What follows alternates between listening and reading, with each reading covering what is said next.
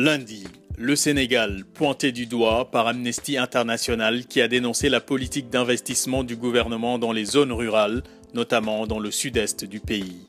Selon cette ONG, le Sénégal prend beaucoup trop à cœur sa réputation de pays de la teranga, au point de favoriser les compagnies minières au détriment des droits des populations qui se voient privées de leurs propres terres. C'est en tout cas ce qui apparaît dans un nouveau rapport d'Amnesty International, résultat d'une enquête réalisée dans la région de Kédougou, une région disposant d'importants gisements d'or notamment. Mardi, le Qatar a-t-il acheté le vote de Michel Platini ici sur la photo pour pouvoir organiser la Coupe du Monde de football en 2022 ? Oui, à en croire le Daily Telegraph.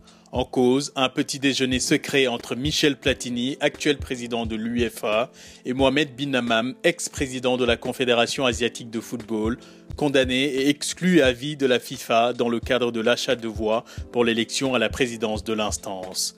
Selon le journal anglais, Platini et bin Hammam se seraient rencontrés un mois avant le vote du comité exécutif de la FIFA le 2 décembre 2010 à Zurich.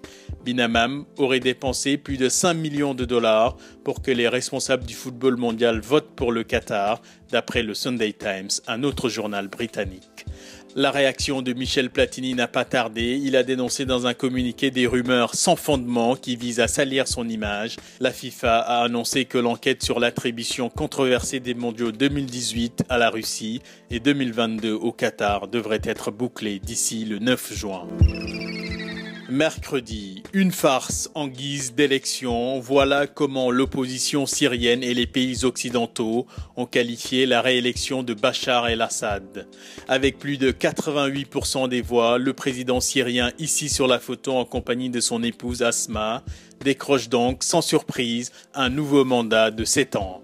Et pour la première fois en Syrie, il y avait deux autres candidats face à lui, de simples faire-valoir selon l'opposition. Ce vote, qui intervient plus de 3 ans après le début de la guerre civile qui a fait plus de 160 000 morts, n'a eu lieu que dans les régions sous contrôle du régime. Jeudi. La tension sociale ne retombe pas au Brésil. À une semaine du coup d'envoi de la Coupe du Monde de football, les manifestations se multiplient. Après les policiers, ce sont les employés du métro de Sao Paulo qui ont commencé ce jeudi une grève illimitée. Estação fechada, station fermée, pouvait-on lire sur ce tableau à l'entrée de la station Itaquera. Les grévistes veulent mettre la pression sur les autorités pour réclamer une augmentation de salaire. Et pour cause, ce métro est le principal moyen d'accès au stade qui accueille le match d'ouverture Brésil-Croatie. Vendredi, 6 juin 1944, 6 juin 2014, le monde fêtait ce vendredi la liberté. Sur cette photo, des dizaines de chefs d'État, de gouvernement et de têtes couronnées se sont retrouvés en Normandie dans le nord-ouest de la France pour les cérémonies anniversaires du D-Day qui rendaient hommage aux milliers de soldats de la bataille de Normandie. Il y a 70 ans, les soldats alliés traversaient la Manche et débarquaient donc sur les plages de Normandie, changeant le cours de la Seconde Guerre mondiale en marquant le début de la défaite de l'Allemagne nazie. Ainsi tourne le monde. Bon week-end et bonne semaine.